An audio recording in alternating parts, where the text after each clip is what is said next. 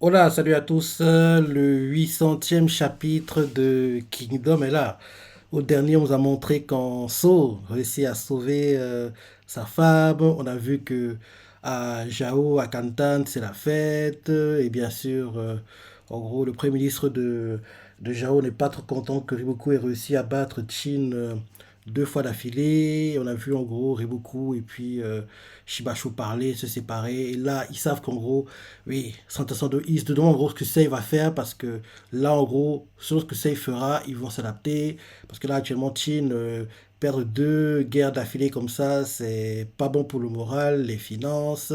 Oui, c'est pas bon pour en gros leur projet de conquête. Donc, en gros, ce sera intéressant de voir en gros ce que Sei va décider, quoi. Donc, c'est ce qu'on a eu à peu près au dernier chapitre. Donc, allons-y, chapitre 800. Donc, première page, on avait une page couleur sur la semaine. En gros, on montre Sei et Shuekun. On les voit, ils en avant sur la page couleur. La pub est faite pour le tome qui est en gros 72, quoi, qui est actuellement en vente.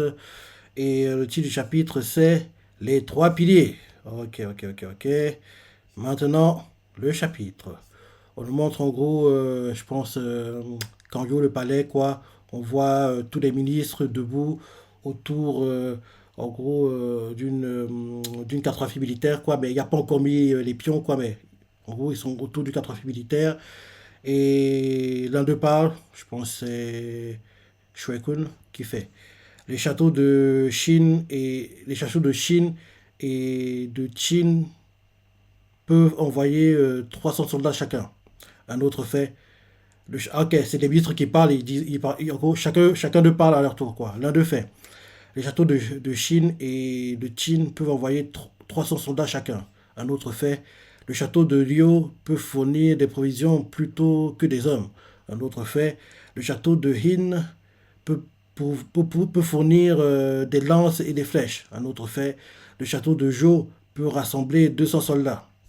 Et là, un autre ministre fait, sans Shuekun, le chef des affaires militaires, nous ne pouvons discuter en détail de comment bouger nos armées, mais dans tous les cas, il est clair que nous devrions envoyer plus de soldats à la frontière avec Jao. Les préparatifs sont en cours dans toutes les régions. Il continue à parler, il écoute tranquillement, et il fait. Le château de Okuko indique qu'il pourra rassembler 150 hommes. Un autre fait, les récents rapports n'en mentionnaient-ils pas 500. Et un autre à côté fait, non, nous devrions nous montrer reconnaissants d'en avoir même 150. Un autre fait, maintenant nous devons nous concentrer sur ce que nous pouvons faire. Un autre fait, petit à petit, nous devons rassembler assez d'hommes et de provisions pour pouvoir attaquer de nouveau le nord de Jao. Shuekun n'est pas dans la réunion. On comprend par là que il est toujours en train de réfléchir à la marche à suivre. Parce que oui, c'est un gars très oui, minutieux, quoi. Il fait les choses aux petits oignons. Donc, la stratégie qu'il prépare, à mon avis, il va faire comprendre que. Parce que là, tout le monde pense que, en gros, malgré la défaite, ils vont à nouveau attaquer Jao. Mais je pense que Shuekun va faire non. On ne peut pas attaquer Jao. Notre force militaire n'est pas assez forte. Donc, en gros, on va changer de cible. Et logiquement, comme je disais la semaine dernière, là, actuellement, je pense que c'est le meilleur moment pour attaquer Anne. C'est le meilleur moment pour les attaquer. Comme ça, entre guillemets, ils auraient éliminé enfin, l'État qui a trop d'informations, quoi, et il sera absorbé dans Chine, quoi. Et après, en gros, la victoire contre Anne, après ça, on reprend la conquête du Jao. Et cette fois-ci, par contre, on la boucle parce que, sans déconner, ça dure depuis trop longtemps. Ça dure depuis trop longtemps. Donc là, c'est facile, il la boucle et je dis qu'en gros, l'arc pour la prochaine conquête de Jao, ouais, il va durer en année 2 3 ans pour nous, je pense. Ouais. Parce que c'est vrai un arc de dingue et Shin aura des combats de fou. Shin, sur papier, c'est celui qui va battre. C'est qui va battre Riboku, quoi. Et bien sûr, Osen va se venger de l'humiliation qu'il a subie de Shibasho et des choses comme ça. Non, on n'y est pas encore, mais là, je me dis, faisons une pause, quoi, conquête de Jao, changeons de cible, attaquons Anne, sachant en plus, comme c'était dit la semaine dernière au dernier chapitre, que oui, la Chine, ils sont en train de d'essorer, de perdre la plupart de leur force. Pendant ce temps-là, les autres États, ils se renforcent, deviennent de plus en plus forts. Donc, Chine, à force d'enchaîner les combats comme ça, il se peut qu'à un moment, en gros, il soit essoufflé, fatigué et derrière attaqué par l'autre État qui est frais, qui en gros, jusqu'ici était spectateur de tout ça, et les finissent, quoi. Donc, oui, c'est pour ça que je me dis que logiquement, Chine va rassembler tous les États autour de lui avant l'attaquer Shu, qui est en gros l'État qui fait la taille de tous les autres, quoi. Donc, on n'est pas encore, mais j'aime bien imaginer et réfléchir aux différents scénarios qui pourraient se dérouler, quoi. Bref, je relis la page. Première page. On nous montre en gros les ministres autour d'une table, les quatre militaires. Rien n'est mis sur la table, hein. En gros, ils parlent entre eux parce que en général, c'est chouette cool qui met en place les choses quoi sur la cartographie militaire. Là, ils sont debout autour de la table. En gros, il y a la cartographie militaire quoi, et ils parlent entre eux. L'un d'eux fait. Les châteaux de Chine et de Qin peuvent envoyer 300 soldats chacun. Un autre fait. Le château de Liu peut fournir des provisions plutôt que des hommes. Un autre fait. Le château de In peut fournir des lances et des flèches. Un autre fait. Le château de Zhou peut rassembler 200 soldats. Un autre fait. Sans Shuai-kun, le chef des affaires militaires, nous pouvons discuter en détail de comment bouger nos armées. Mais, dans tous les cas, il est clair que nous devrions envoyer plus de soldats à la frontière avec Jao. Les préparatifs sont en cours dans toutes les régions. Le château Okuko indique qu'il peut rassembler 150 hommes. Un autre fait, les récents rapports ne mentionnent-ils pas 500? Le gars qui peut expliquer qu'a dit pour Okuko fait non. Nous devrions nous montrer reconnaissants d'en avoir même 150. Un autre fait, maintenant nous devons nous concentrer sur ce que nous pouvons faire. Un autre fait, quand tu vois les têtes qui tirent, ils ont l'air démoralisés. Hein. J'ai pas dit, mais ils parlent tous la tête baissée, l'air démoralisé. En gros, ils ont l'air, oui, quasiment en mode dépressif, quoi. Parce que oui, ils sont dépassés par ce qui se passe, ils sont choqués des événements qui sont déroulés. Donc, ils ont tous l'air très, très, très, très tristes. Hein. Donc, un autre ministre fait, petit à petit, nous devons rassembler assez d'hommes et de provisions pour pouvoir attaquer à nouveau le nord de Jao. Et là, un ministre parle et fait, ne pensez-vous pas que c'en est assez? Et là, ils sont tous surpris. Le gars, on nous le présente, candidat pour être prochain chancelier. Fukio. Fukio, il s'appelle Fukio. Donc, Fukio nous fait, nous devons affronter la réalité aussi douloureuse soit-elle. Autrement, nous serons, vu qu'en gros son nom a été mis en avant, il faut comprendre par là que il va prendre de l'importance dans le manga. Parce que oui, les données qui parlaient jusqu'avant, jusqu'ici, quoi, on mettait pas leur nom, quoi. Donc tu comprends que c'est des persos, oui, anonymes. En gros, qu'ils soient là, qu'ils soient pas là, c'est pareil. Donc lui, vu que son nom est mis par Ala Sensei, tu comprends que il va prendre de l'importance dans le manga, dans les prochaines semaines, prochains mois, prochaines années. Donc il va prendre l'importance dans le prochain chapitre, quoi. Il va prendre l'importance dans le manga. Donc oui, au départ, un gars dont on ne sait pas le nom fait.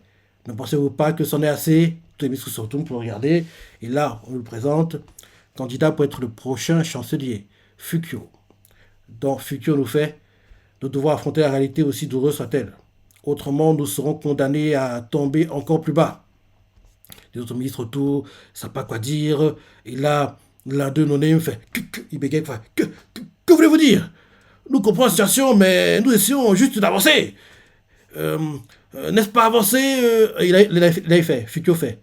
N'est-ce pas avancer ce n'est pas avancer, c'est fuir la réalité. Les hommes et l'argent ne sont pas infinis. Il a raison, parce que là, les finances de Chine sont dans le rouge. Et il continue en disant, quand il dit ça, on nous montre en gros une scène où en gros il y a plein de cadavres de soldats de Chine, quoi, des combats qui ont eu lieu contre Riboku récemment. Il parle, on nous montre en gros en arrière-plan les cadavres entassés, quoi, et il fait, si nous combinons les batailles de Jian et de Hango, nous avons mobilisé plus de 300 000 hommes pour des projets infructueux et sans résultat. Nous parlons d'avoir assez de ressources et de salaires pour 300 000 hommes. Nous avons perdu assez d'argent pour ébranler les caisses de l'État. Sans mentionner que les ressources et les salaires n'ont pas été nos seuls postes de dépenses d'argent. Et là, l'un des gars sur de Sei, quoi, dont on ne revient jamais, il fait exactement. Et là, Fukio prend la parole et fait. Dans cette bataille de Hango, la plupart de nos soldats venaient des terres septentrionales. La plupart d'entre eux n'étant parvenu, le moral du Nord est dangereusement bas. Si nous ne prenons pas de mesures strictes pour les dédommager, leurs cœurs vont sûrement se détourner de la capitale de Chine. Et là, un anonyme ministre fait alors, nous devons dépenser encore plus d'argent pour remettre les choses en ordre. Et Shubun-kun, qui jusqu'ici ne parlait pas, fait c'est comme ça que la guerre fonctionne. Et là, Rishi, pas très loin, fait non, Fukui a raison. Et là, derrière, Shubun-kun fait Rishi. Et là, Rishi prend la parole et fait pour ne pas arranger la situation, notre alliance des 3 années avec Wei va. Bah oui, bah oui. Ouais, il est en train de se frotter les mains actuellement. Ils se disent, ces idiots de Chine, ils ont encore perdu le camion jeté un soldat. Maintenant, seulement les attaquer et les finir. Donc oui, je pense que il peut pas attaquer Zhao. C'est une bataille d'endurance. Hein. Ça se termine pas, ça peut pas se terminer rapidement. Alors que Han, je pense que c'est une bataille qui peut être expédiée assez rapidement. Donc là, il faut qu'ils attaquent Han, finissent Han, et après ça, ils prennent une pause de 6 mois, 1 an, pour voir en gros comment les autres États réagissent à leur conquête de Han. Parce que oui, faut en gros qu'ils soient plus prudents là. Parce que là, jusqu'ici, ils avaient un bouclier. En gros, l'accord de non-agression entre Chine et puis Wei, quoi qu'il fasse, Wei n'attaquerait pas. Mais maintenant que ça approche de la fin, il se peut que Wei s'allie à Zhao. Donc en gros, attaquer Han d'abord et après observer en gros comment les autres États réagissent et selon leur réaction, vous déciderez. Mais logiquement, après la conquête de Han, pour moi, ils doivent attaquer à nouveau Zhao, je pense. C'est ce qu'ils devraient faire. Mais on va voir. Mais là, oui, Rishi a raison. L'accord de 3 ans approche, ça approche de sa fin, le contrat. Donc il fait. Pour ne pas arranger la situation, notre alliance de 3 années avec Wei va prendre fin. Tous les ministres de font hein. Et là, un autre fait. C'est exact. Puisqu'ils ont obtenu la position stratégique qu'est Juko pour sceller l'alliance, ça ne fait aucun doute qu'ils se sont renforcés. Ben oui, comme Riboku disait au dernier chapitre. Il est fort probable qu'aussitôt l'alliance finie, Wei utiliserait bientôt Juko comme base pour nous envahir. Et là, les ministres de font non, impossible. Et là, le ministre qui parlait, c'est un gars sûr de sec qui a une moustache et ne nomme rien jamais, quoi. Il fait des rapports aussi forts, des rapports font aussi état des préparatifs de Chu pour marcher vers le nord. Et là, Richelieu prend la parole et fait ce n'est que naturel d'attaquer un pays affaibli par des récents revers. Ouais, c'est ça. Chine actuellement en position de faiblesse. Il ne peut pas à nouveau attaquer Yao. Il faut qu'ils attaquent Han. Donc, j'y fais. Ce n'est que naturel. Attaquer un pays affaibli par de récents revers est le principe même des royaumes combattants. Et là, un ministre anonyme fait alors, ça veut dire. Et là, il fait alors, ça veut dire que pour l'instant, nous devons nous contenter de dépenser. Et là, Fukio, il fait même cela sera sans doute difficile. Après tout, nous venons tout juste de perdre 200 000 hommes. Et là, les ministres au palais sont bouche bée. Richiu prend la parole, il serre les dents de frustration et fait il n'est plus temps de parler d'idéaux.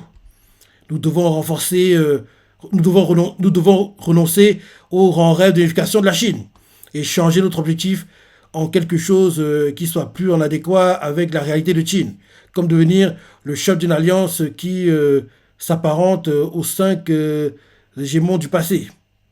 Et là, l'équipe de Stratra nous met un message. Au cours de la période des printemps et des automnes, il y a eu 5 fois où un pays a mené une alliance avec d'autres pays et a apporté la stabilité à la Chine. Ok, ok.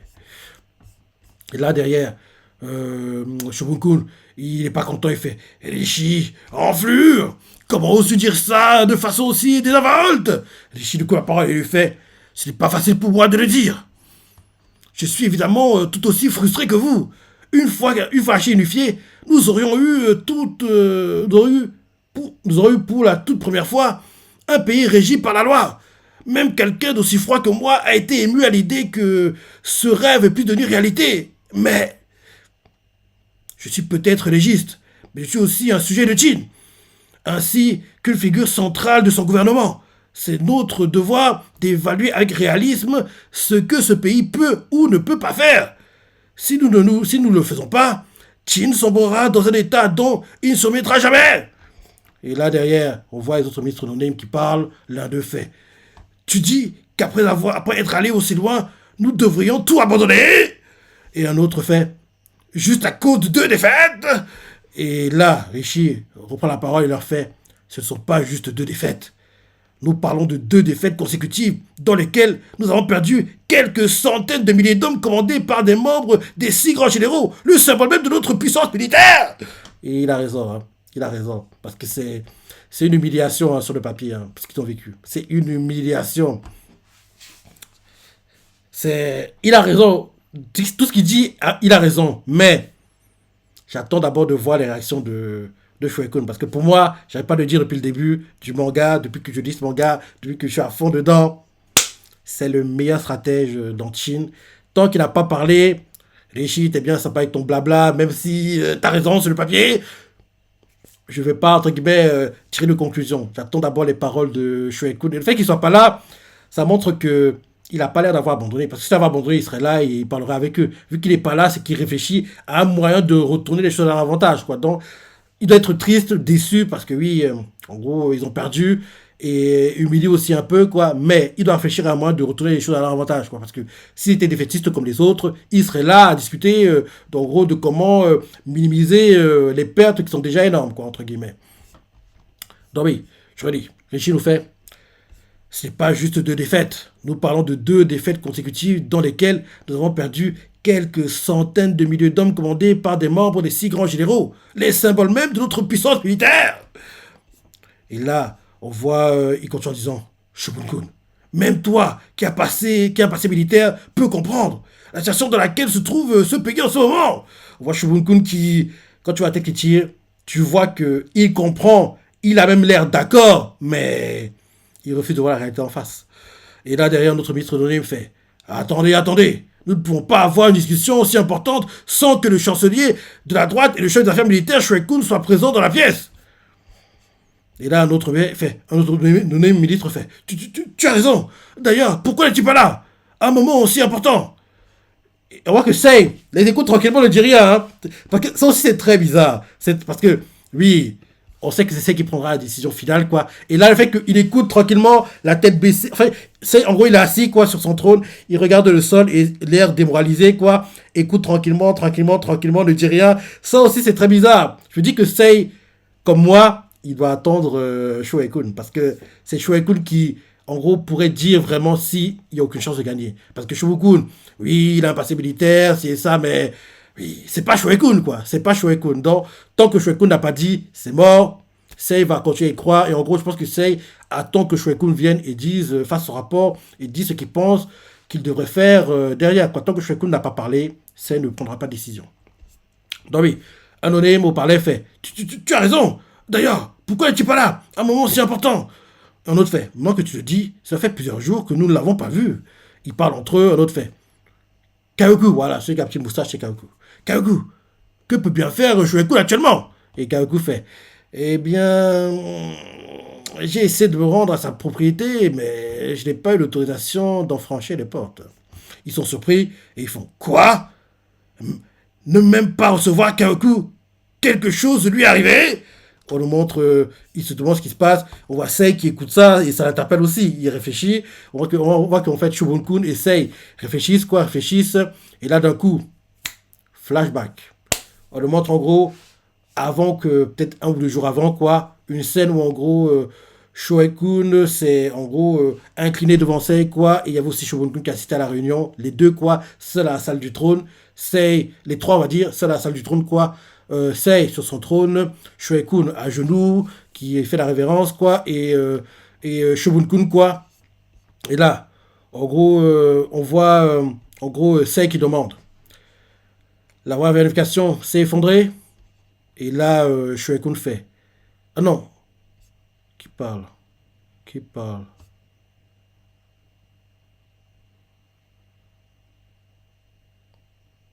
Ok, ok, ok. Ok.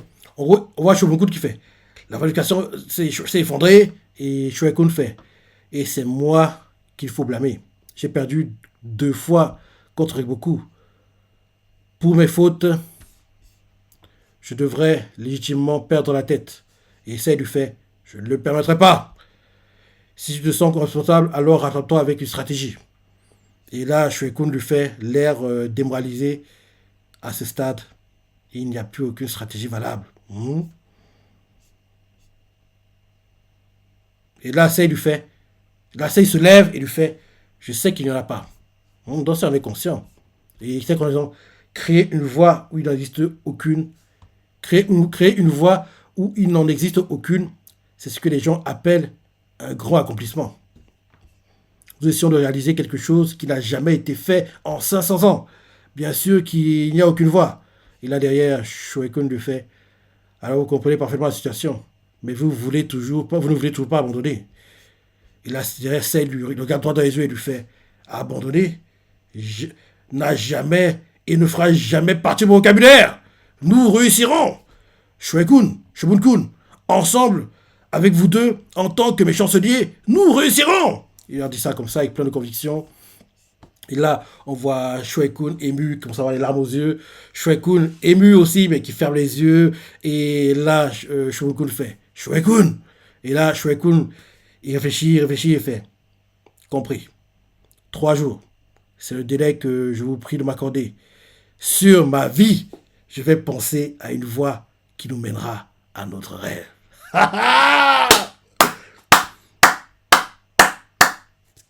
Shuekun, c'est mon gars. Le gars, malgré que tout soit contre eux, il s'est dit, je trouverai la voie, je trouverai la lueur d'espoir. Et là, les deux derrière, ils saluent Sei, ils partent. Et là, quand ils sont en train de partir comme ça, quand ils sont en train de partir, quoi, quand en gros Shuekun est en train de sortir de la salle, quoi, en gros, il est dos à Sei, et il marche et part.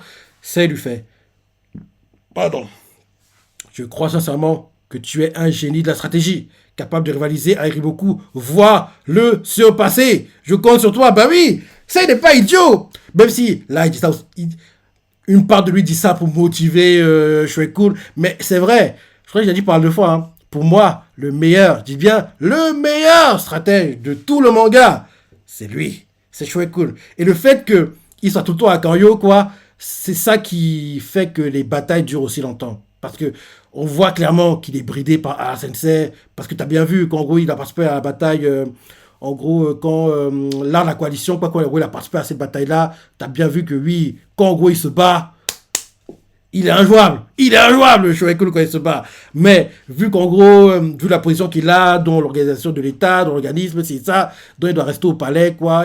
Mais s'il était tout le temps sur le terrain, le manga serait terminé depuis longtemps. Le manga serait terminé depuis longtemps. Et il est aussi bridé aussi, je pense, parce que dans la vraie histoire, à un moment, il rejoint Shu. En gros, peut-être aussi ça, parce que ça va montrer tout le vrai potentiel de Shuekun, quand en gros, il va attaquer Shu. Ou bien peut-être, on aura, j'adorerais qu'on ait ça, même si ce serait bizarre, parce que si on l'a, il faut se dire que tu vas gagner, c'est sûr. En gros, imagine, comme là, ils sont dos au mur, Shuekun se dit, je peux plus rester au palais, pépère, en gros, au chaud, il est temps que j'aille me salir les mains. Donc, pour la prochaine bataille qu'ils auront contre...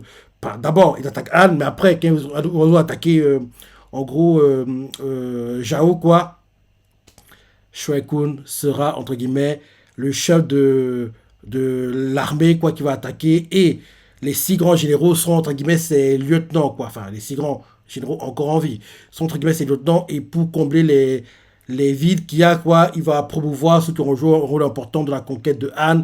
Donc, si c'est ça qui est décidé pour la prochaine conquête de Zhao, quoi, faut se dire que c'est plié.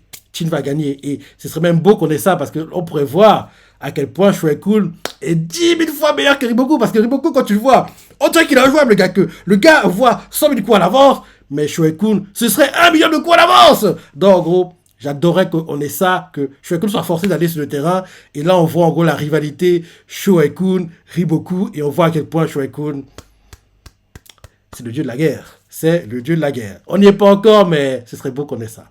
Donc oui, Shuekun est en train de sortir de la salle du trône, quoi. Et en sortant, il est en train de marcher, il lui parle, il lui fait. Je crois sincèrement que tu es un génie de la stratégie, capable de réaliser avec Riboku, voire de le surpasser. Je compte sur toi. Et là, Shuekun sort. Il fait, je compte sur toi, Shuekun. En gros, Shuekun sort, quoi. Et là, retour au présent, les ministres parlent entre eux, l'un d'eux fait. Attendez, c'est pas bizarre qu'il ne veuille même pas voir Kyogo. Un autre fait. Ça fait depuis combien de temps ça fait combien de temps depuis sa disparition? Un autre fait. Maintenant que tu le dis, ça fait pas mal de jours. Et là, Kyogo fait. Mon maître s'est retiré dans sa propriété depuis 6 jours, dont les 3 jours de deadline sont passés depuis 3 jours.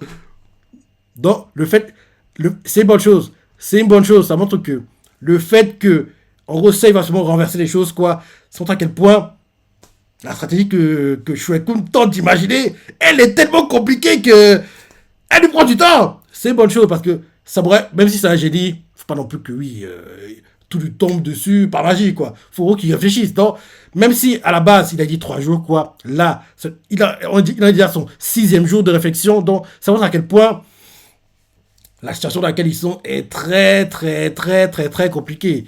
Et je me dis même que dans sa réflexion, il a dû penser d'abord à nouveau attaquer Jao, mais là, je me dis que qu'elle va revenir qu'elle va revenir en gros au palais et expliquer ce il prévoit de faire, quoi. Il va dire à Sei, malheureusement pour nous, on peut plus attaquer Jao. Ils vont faire quoi? Donc on doit abandonner, donc c'est fini maintenant. Il va faire, et attendez, laissez-moi terminer. On va changer de cible. Et là, en gros, ils vont faire, qui sera notre cible alors? Et là, en gros, il va dire, vu qu'en gros, on peut pas attaquer Jao, attends, j'ai réfléchi là, mais je me dis, peut-être qu'il va attaquer Wei en fait. Parce que oui, je trouve bizarre qu'ils aient parlé dans ce chapitre de l'accord, parce que oui, on le sait depuis longtemps, mais ils n'en parlent pas beaucoup en général dans le manga. Donc, le fait qu'ils en aient parlé, peut-être que c'est de nous guider, vous faire comprendre que Wei sera la prochaine cible. Parce que j'aimerais que ce soit Anne, mais Anne, entre guillemets, ils sont facilement battables sur le papier. Donc peut-être que ce sera plutôt Wei, Anne, Zhao. Ensuite, Chi va se rendre, parce que oui, Chi a fait comprendre comme quoi, oui, si en gros Chi est trop fort, je vais en gros brandir le drapeau blanc et me rendre pas, entre guillemets. Donc peut-être en gros, là, Wei, Anne, Zhao, Chi, et ensuite Qin contre Shu, enfin Qin unifié, quoi, qui a unifié tous les états, contre Shu, et merci, au revoir, fin du manga. Peut-être que ce sera ça. Parce que là, je me dis, le mec, ça prenne aussi longtemps, parce que oui, si vous voulez attaquer Anne, ça ne prendrait pas aussi longtemps sur le papier. S'il prend aussi longtemps, c'est que la cible doit être un état très compliqué à gérer. Et par un état qui est en Chine, très compliqué à gérer, en dehors de Jao, qui, on sait, il ne peut plus attaquer. Il faut qu'il fasse une pause. Jao, là, faut qu'il ait laissé tranquille, entre guillemets. En plus, là, l'accord de l'agression arrive bientôt à sa fin. Donc, je pense que c'est Wei. Je pense que c'est Wei qui va être ciblé, en fait. Quand je réfléchis comme ça, parce que oui, si le héros il a pris 3 jours, j'aurais dit oui, c'est bon, Anne est ciblé. Mais là, 6 jours, tout pas de solution, c'est Wei. C'est Wei qui sera ciblé. En plus, Wei, ils sont frais comme des gardons, entre guillemets, quoi. Ils sont pas battus, ils sont pépères, quoi. Ils ont le temps de s'entraîner, augmenter leur armée. Donc, ça pourrait être Wei. Ça pourrait être Wei. Et si c'est Wei, ce serait beau, hein. Parce que le général de Wei. Et parce que oui, si c'est Wei en plus, je me dis que la victoire à Wei pourrait élever Chine parmi les 6 grands généraux. Parce que battre, en gros, le général en chef de Wei, dont on ne revient jamais, quoi. Go Mei. Battre Go Mei, quoi. Si en plus c'est Chine qui le bat, dessus, il sera parmi les 6 grands généraux, quoi. Donc, ou bien même peut-être que cette bataille pour Wei, ce sera Shuekun qui va la mener. Enfin, on sait pas, mais je suis sûr que pour la bataille à Wei, logiquement, si on passe pas en fait à la conquête de Juko avec Wei, quoi, donc en gros, le père de Moten, To, il était aussi, si je me trompe pas. To, en gros, ces gars-là, quoi. En gros, logiquement, ceux qui vont jouer un rôle clé dans cette bataille, quoi. En gros, Osen, qui en gros n'est pas encore remis des combats qu'il vient de subir, quoi, devrait être. Enfin, il n'est pas blessé, mais mentalement, il est bouleversé, quoi. Donc, Osen sera mis de côté. Et je me dis que vu que Shin est très proche de To, quoi, donc Shin va être inclus, quoi. Et bien sûr, Moten qu'on n'a pas vu. Ouais, qu'on n'a pas vu au dernier arc, entre guillemets. Donc, je me dis que Shin et Moten vont participer en fait au combat et où on et Osen vont être mis de côté, quoi. Et lisons le chapitre, on s'en domaine. Je ne vais même pas contempler le chapitre. Bref, en gros, Oui, Kaoku nous fait, mon maître s'est retiré dans sa propriété depuis 6 jours. Et là, les maîtres palais font 6 jours. Un autre fait, est-il possible? Il n'aurait pas pris sa vie par culpabilité pour les 2 défaites consécutives, si? Un autre fait, quoi? Et ils continuent à parler entre eux et ils font, que quelqu'un aille vérifier. Et là, derrière, un autre fait, impossible, les ordres sont de ne laisser entrer personne. Et on fait, mais Kaoku! On voit que Sei et Shogun-kun écoutent tranquillement, ils disent rien. Et là, d'un coup, quelqu'un ouvre la salle du palais, quoi, ouvre la porte, ils entendent en gros la porte qui s'ouvre, ils regardent tous vers la porte.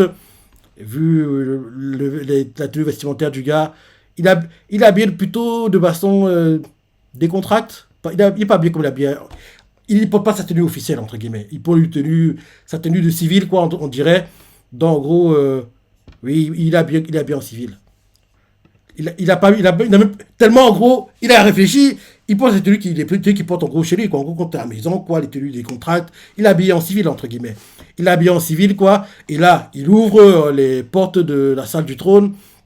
Et là, il faut, ah, chancelier, Shuekun, où étais-tu passé?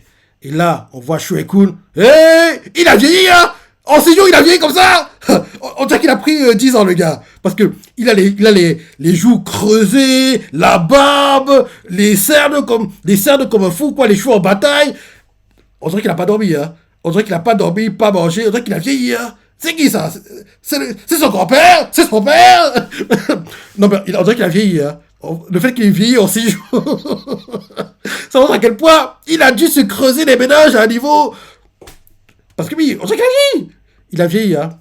En 6 jours. Parce que lui, quand tu vois, il est habillé en tenue de civil, quoi. Il a la barbe, les cernes, les joues creusées, les cheveux en bataille, mal coiffés. Il a, en gros, dès qu'il ouvre la porte, quoi, il est habillé en civil, ouais. Ouais. Moi, il a la classe comme ça. Même si, bon, quand tu vas au palais, tu vas porter ta tenue officielle. Mais bon, là, situation d'urgence, il n'a pas le temps d'aller se débarbouiller, quoi. Et bien sûr, porte sa tenue de ministre et de chancelier. Et derrière, aller au palais. Là, en gros, il est quitté de chez lui, quoi, aller au palais comme il était, quoi, après avoir trouvé la solution. Donc, en gros, dès qu'il ouvre en gros la porte de la salle du trône, ils font, ah, chancelier. On le fait, ah, Shuekun. Il fait, mais où étais-tu passé? Et là, dès qu'il voit sa tête, on voit Shuekun qui, en gros, comme il dit, les cheveux en bataille, la barbe, joues creusées, cernes. Il fait, votre Majesté, pouvez-vous faire évacuer la salle? Et là, on voit Sei qui est surpris. Et là, derrière, en gros, Sei fait, très bien, que tout le monde parte à l'exception de Shogun-kun. Et tout le monde fait, compris. Ils partent. Et là, en gros, la scène qu'on a, c'est quasiment la même, quoi, qu'on avait eu au flashback. En gros, Shuekun à genoux devant Sei, la tête baissée. Shogun-kun assis à côté, et Sei assis sur son trône, quoi. Et là, on voit Shogun-kun qui fait, alors, Shuekun, quelle est la stratégie? Et là, Sei fait, attends, avant de commencer, pendant 6 jours, tu t'es battu contre toute la Chine pour faire venir une stratégie. Et pour ça, je te remercie, Shuekun. Et là, derrière, on voit Shuekun qui fait, initialement, j'avais prévu, après avoir élaboré une centaine de scénarios, sans pour autant trouver une voie vers la victoire, de prendre ma vie, de prendre ma vie. Pour, pour cela, j'avais laissé mon épée à mon côté. On voit Shogun qui est choqué, quoi. Et là, Shogun continue de parler, il fait. Et les uns après les autres, mes scénarios finissaient en impasse. Alors j'ai rapproché ma main à l'épée. Shogun fait, hein? Et là, Shogun continue de parler, explique et fait. Mais je me suis arrêté. Non pas parce que je craignais la mort, mais parce qu'à ce moment, je me suis rappelé les mots de son Altesse. Que je surpasse Riboku. Bah oui, mon gars, t'es meilleur que lui. Et cela était suffisant pour arrêter ma main. Alors, après tout ce qui s'est passé, il semblerait que moi-même, je crois toujours être meilleur que Riboku. Il dit ça avec un sourire. Hein. Et là, Sei le regarde en son et lui fait, oui, je le crois sincèrement. Derrière, Shuekun continue en disant, alors, j'ai essayé de ne pas prendre ma vie. Et je suis, une fois de plus, voué à chercher une stratégie pouvant vaincre toute la Chine. Je ne sais même pas combien de centaines ou de milliers de scénarios j'ai élaborés. Mais après avoir forcé les sujets de Chine à verser leur sang et à mourir dans mes pensées une infinité de fois, oui, Et là, il s'arrête et ça, il fait. Continue. Et Shwekun fait. Oui, si nous pouvions construire trois piliers, alors je pense qu'il est possible que Chine retrouve la voie vers l'unification de la Chine. Ah, le titre du chapitre, je ne pensais plus. Les trois piliers, c'est le titre du chapitre. Shwekun qui fait quoi? Et ça, il fait trois piliers. Et, et Shwekun le regarde et lui fait trois réformes militaires qui concerneront l'ensemble du pays. Et ça, il est surpris. Shwekun fait des réformes militaires. Ça, il se lève et fait Shwekun, quelle est la première? Et Shwekun fait oui. La première consiste à inscrire chaque citoyen de Chine dans un registre familial. Ça surprend Sei. Et là, en gros, Shwekun fait quoi? Et là, en fin de chapitre, Shueisha nous met le génial Shwekun a mis sa vie en jeu pour trouver ces trois réformes. Quelles sont-elles? C'est vrai que à cette époque-là, en général, quand tu étais un fils illégitime, quoi, en gros, entre guillemets, un bâtard, en gros, tu n'avais pas le droit d'être inscrit dans le registre familial, quoi. En gros, c'est comme si tu n'existais pas pour la famille, quoi. Là, mettre des personnes qui sur le papier n'existent pas pour la famille, quoi. En gros, ça a augmenté le nombre de personnes qui vont pouvoir s'enrôler dans l'armée et en gros pouvoir, entre guillemets, se faire un nom au nom de leur famille, quoi.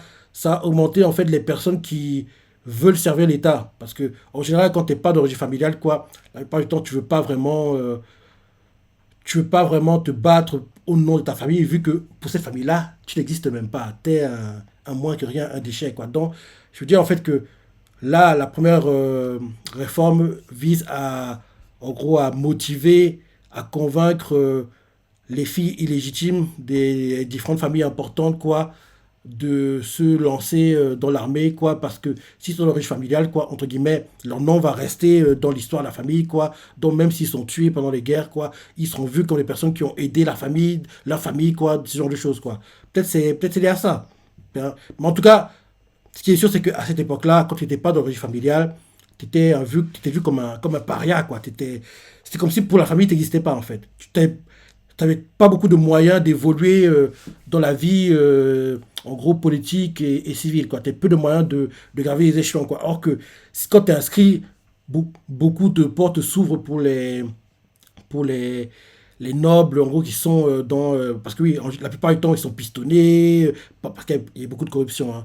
Pistonnés, quoi, pour avoir des rôles importants, des positions importantes. Par le moment même, quoi, ils ont des rôles qui se transmettent en gros, de chef de famille à chef de famille, quoi. Genre, en gros, dès que ton père meurt, tu prends le rôle que ton père avait, ce genre de choses. Donc, je pense qu'en gros, ils visent à motiver, en fait, à faire que les personnes qui sont des fils, en gros, en gros des fils, en fait, entre guillemets, qui sont pas, en gros, de la femme principale ou des concubines connues, quoi, soit, non, de la femme principale, parce que oui, les concubines, quoi, même leur fils, quoi, n'était pas inscrit dans le registre familial, à part si la femme principale on va dire, du mari, quoi, l'adopte. En gros, tant que tu n'es pas adopté par la femme principale, tu n'es pas, entre guillemets, vu comme fils à part entière de la famille, quoi. Je sais pas si je suis assez clair, mais en gros, oui. Comme je suis un grand fanat des dramas historiques, quoi, il y a beaucoup de situations comme ça, genre un scénario où, en gros, oui, le fils est légitime d'une famille, quoi, est traîné dans la boue, insulté de toutes parts, c'est ça, et en gros, il fait ses trucs de son côté, quoi, et en gros, pour, en gros, graver les échelons à un moment, quand, en gros, le fils légitime de la famille, quoi, genre, il meurt dans l'armée, par exemple, comme, en gros, il n'y a que le fils illégitime qui est encore vivant, en gros, la femme principale du père du gars, quoi, l'adopte ou qu'il soit, en gros, inscrit dans le registre, et comme ça, il peut, entre guillemets, augmenter la notoriété, faire connaître la famille, et faire que la famille soit plus populaire, quoi. Parce que quand t'es un fils illégitime, entre guillemets, quoi, oui, faut qu'en gros, tu sois adopté par la femme principale, pour, entre guillemets, être inscrit dans le registre de famille, quoi. Donc, ce truc-là, c'est pour motiver plein de fils qui sont pas illégitimes, quoi, de filles, qu'en gros, ils veulent, entre guillemets, se battre pour Chin, en gros, verser leur sang pour Chin, quoi. Et en gros, c'est un moyen de trouver d'autres soldats au gradé, parce qu'en général, quand tu es d'une famille importante, même si t'es pas mais si tu es vu comme un paria, tu passes entre... Pas... Enfin, comment dire ça? Oui, tu as un peu la même éducation que le fils légitime, quoi. Même si on te met beaucoup de bâtons dans les roues, quoi, et que tu peux pas évoluer dans la société, dans, en gros, la vie politique, quoi. Tu peux pas, en gros, avoir un rôle important. Mais la plupart du temps, tu as la même éducation, quoi. Donc, en gros, il doit y avoir beaucoup de fils illégitimes qui ont des compétences, mais malheureusement pour eux, comme ils sont illégitimes, quoi, ils ne peuvent pas les montrer parce qu'ils ne sont pas dans le registre familial. Mais dès qu'ils y seront, beaucoup de personnes qui ont des qualités, du potentiel, quoi, qui ne peuvent pas les montrer jusqu'ici à cause de leur situation familiale, pourront le montrer. Donc, grâce à ça, ils vont découvrir des personnes qui, en gros, étaient cachées jusqu'ici parce que, oui, ils n'étaient pas inscrits dans le registre familial, quoi. Donc, on verra, mais c'est une idée qui... Ouais, c'est peut-être ça. C'est peut-être ça. Dis-moi ce que t'en penses. Dis-moi ce que t'en penses, quoi. Mais, en gros, quand t'es fils légitime, quoi, en gros, fils de concubine, toi, t'es pas adopté par la femme principale, tu peux pas être inscrit dans le registre familial. Et en général, la plupart du temps même, les fils illégitimes, ils s'arrangent à ce que ces fils-là soient adoptés, enfin, soit se marient en fait dans la famille d'une fille qui en gros a un statut élevé, comme ça derrière, leurs enfants prendront le nom de la femme, quoi. Je sais pas, regarde, il y a un drama sympa qui montre ça. C'est My Heroic Husband. En gros, c'est en gros une famille quoi de marchands quoi qui en gros a fait que un gars se marie dans leur famille comme ça, comme en gros la fille quoi, la fille principale de la famille de marchands quoi, elle est très importante dans en gros le monde en gros du commerce ci et ça. En gros, elle peut pas quitter sa famille et se marier dans une autre famille parce que oui, elle ne pourra pas entre guillemets contrôler les en gros, les magasins que sa famille a, donc en gros, ils ont fait que quelqu'un, un garçon, vienne se marier dans leur famille. Comme ça, derrière, les enfants de la fille et du gars qui viennent se marier dans la famille, quoi, prendront le nom de la fille, quoi. Donc, en gros, c'est le nom de la fille qui va continuer à s'élever, quoi. Donc, par moment, même des filles illégitimes, quoi, c'est ce qui est fait pour eux, quoi. En gros, on s'arrange à ce que, comme en gros, ils n'ont pas de prospects dans la société active, quoi, à cause de leur situation familiale, quoi. En gros, des bâtons qu'on met dans les roues. Donc, en gros, la plupart du temps, ils sont choisis pour se marier dans les familles de filles qui, en gros, euh, ont beaucoup de pouvoir dans la vie, quoi, genre des marchands importants, genre une fille de ministre, qui, en gros, un ministre qui n'a pas de fils, quoi, qui a seulement une fille, mais il veut que son nom continue en gros, à exister, quoi, donc, en gros, il fait que sa fille, quoi, la seule fille qu'il a, en gros, se marie avec un gars qui se marie dans leur famille, et comme ça, leurs enfants prendront le nom du ministre et le nom, et non le nom du père, genre de choses, quoi, du nom de père de gars qui est marié avec la fille, quoi. Je sais pas si je suis assez clair, mais en tout cas, oui, il y a beaucoup de dramas qui montrent ça et le fait que Shoekun propose ça, c'est une bonne chose. Parce qu'il y a beaucoup de personnes qui ont des qualités et qui ont du potentiel, mais à cause de la situation familiale, quoi, ils ne peuvent pas les montrer à cause qu'ils soient des fils illégitimes, quoi. Donc, quand ils sont inclus dans le registre familial, quoi, c'est comme si ils existaient. Alors que quand ils ne sont pas inclus, c'est comme si ils n'existaient pas, entre guillemets.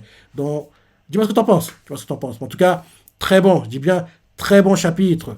Comme dit toujours, il y a deux mangas, je dis bien, deux mangas pour lesquels je suis jamais, mais alors, jamais déçu. C'est mon garçon, Shekyo Kyojin, qui, malheureusement pour nous, est terminé en manga comme en animé. Et bien sûr, Kingdom, qui a eu un troisième film live été 2023, était dans le top 10 des mangas sur la première moitié d'année 2024. Et à partir du mois de classement de fin d'année 2024.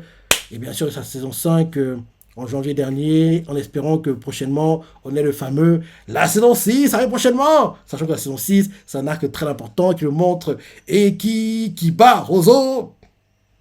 Je n'ai pas fait l'histoire, tu sais comment il le bat. Je ne suis pas fan.